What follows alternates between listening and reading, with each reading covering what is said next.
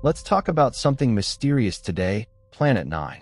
We all know the solar system has 8 planets. There used to be Pluto, but it got demoted in 2006. But in recent years, a rumor has emerged. Out on the edge of the solar system, there might be an invisible 9th planet. It's big, but we just can't see it. So how do we know it exists? Because even though it's invisible, it's pulling on other objects out there. Something massive is orbiting deep in the solar system, affecting other bodies, but we have no idea where it is. And if this thing really exists, it could completely overturn everything we thought we knew about the solar system. Astronomers have long believed we understand the solar system pretty well. After all, we live in it. But it turns out there might be something huge out there that we've missed. This mystery starts 180 years ago. In 1846, humans discovered Neptune. It was the first planet found through calculation, not direct observation. Astronomers noticed Uranus' orbit was off, calculated that another planet must be beyond it, and there it was. After Neptune was found, they looked at its orbit and Uranus' orbit again, and suspected there might be yet another planet further out, and a big one. More than 80 years later, in 1930, Pluto was discovered. It caused a sensation, but quickly turned into disappointment. Pluto was tiny, only 1/500th the mass of Earth. With the technology back then, we couldn't see beyond Pluto. And from that time on, the idea that the solar system had 9 planets stuck, all the way until I was in college. But then, in 2005, something big happened. Astronomer Michael Brown at Caltech found an object far beyond Pluto, slightly larger than Pluto itself. It was later named Eris, after the goddess of chaos. If Pluto was the 9th planet, then Eris should be the 10th. But soon, more objects around Pluto's size were found in the Kuiper Belt. If that kept going, we'd have an endless list of planets. So in 2006, the International Astronomical Union redefined what a planet is and introduced the term dwarf planet. Both Pluto and Eris were reclassified as dwarf planets. The solar system officially had 8 planets. Back then, it was thought there couldn't be any large planets beyond Pluto. But just 8 years later, in 2014, astronomers Scott Shepard and Chad Trujillo noticed something strange while observing the Kuiper Belt. The Kuiper Belt is a huge ring of icy bodies beyond Neptune. In theory, these objects should orbit the Sun in roughly circular paths, but they found several objects with highly elliptical orbits, very stretched out. What does that mean? It means that at some point, a massive object passed by them and pulled them off course. Based on how stretched the orbits are, that passing object must be larger than Earth. So they proposed a hypothesis. Beyond the Kuiper Belt, there might be a real planet. Not a tiny one like Pluto, but a proper planet. This hypothesis got many astronomers trying to prove whether it exists or not. Remember Michael Brown, who discovered Eris? He's nicknamed the Pluto Killer because his discovery led to Pluto's demotion. At first, he tried to prove Planet 9 doesn't exist. But he was working with a young astronomer, Konstantin Batygin, born in 1986, incredibly sharp. Together, they ran simulations and found that Planet 9 might actually be real. According to their calculations, Planet 9's mass is about 5 to 10 times that of Earth, 5,000 times the mass of Pluto. In 2016, they published a paper presenting evidence that Planet 9 likely exists. It caused a huge stir in the astronomy community. Why was it such a big deal? Because if Planet 9 really exists, it means our current understanding of the solar system might be wrong.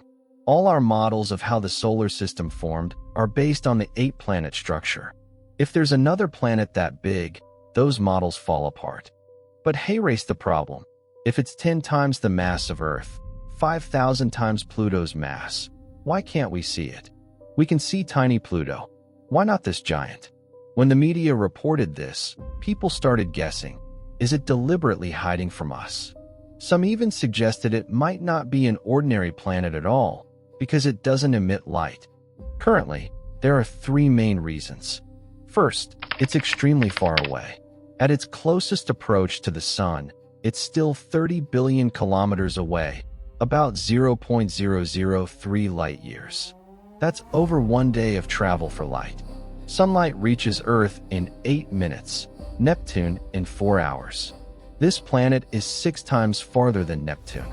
At its farthest, it could be 180 billion kilometers away, a full week of light travel time. And it might be slightly smaller than Neptune. Hey, race a metaphor. Imagine trying to spot a fly 30 kilometers away from where you're standing. That's the challenge. Second, it moves extremely slowly. If that fly doesn't move, it's even harder to find. Planet 9's orbital period was first estimated at 10,000 to 20,000 years, later refined to about 7,400 years. That means it takes 7,400 years to go around the Sun once. It's so slow it's almost stationary, blending into the background. Third, it sits in the plane of the Milky Way. Its position aligns with the Milky Way's galactic plane, surrounded by countless stars. It's dark, dim, far away, hidden in the gaps between stars. Despite the difficulty, astronomers are desperate to find it, because what it looks like matters enormously. There are three main possibilities.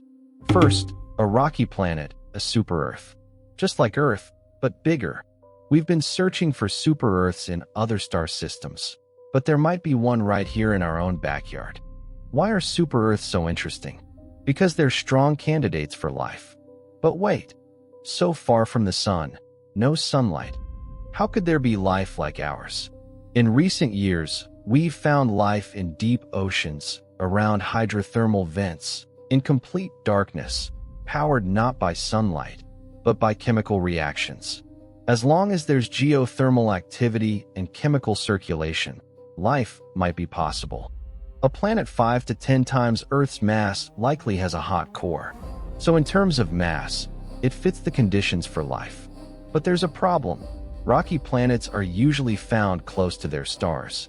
This one is way too far. So this possibility is currently considered unlikely.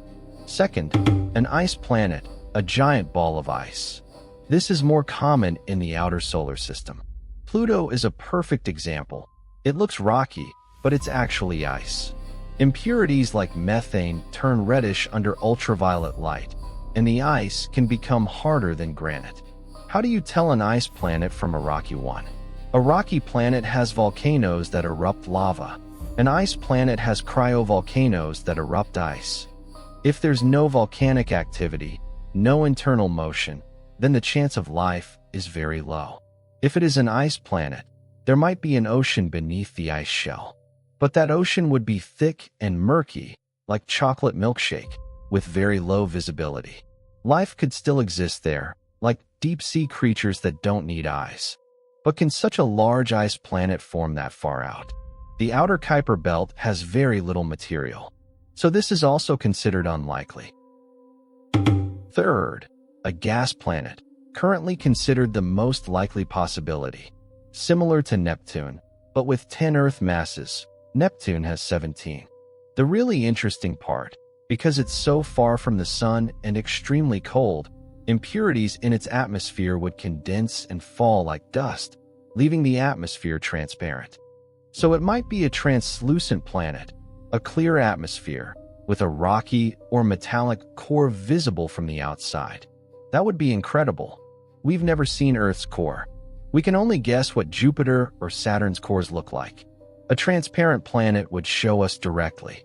It might even have auroras at its poles, glowing like a light bulb. There's also a hypothesis about its origin. It might not have formed out there. When the solar system was born, Planet 9 might have formed near Jupiter, but got too close. Jupiter's gravity could have flung it outward like a slingshot, sending it to its current distant orbit. Supercomputer simulations show this is possible. In fact, some models suggest the solar system couldn't have formed the way it did without this ejection process. But of course, all of this depends on one thing: actually finding it. Hey race, an even wilder idea. Planet 9 might not be a planet at all. It could be a tiny black hole. In theory, black holes have no minimum size. They could be as small as a quantum particle. The smaller they are, the faster they evaporate, but they could still exist for some time. If there's a small black hole at the edge of the solar system, we wouldn't see it, but its gravity could still pull on nearby objects. But if it really is a black hole, that would be dangerous. Good thing we haven't found it yet. If we do, that would be terrifying. And hey Race, one more interesting connection. If Planet 9 really exists, it might be the same as Nibiru from ancient Sumerian mythology, a planet said to approach Earth every 3,600 years. Our current refined estimate is about 7,400 years. Not the same, but close. In the myth, the Anunnaki came from Nibiru and created human civilization. That would make it our ancestral homeworld. Finding Planet 9 could be the key to unlocking the mystery of the Anunnaki. Are they still there? Probably, and far more advanced than us.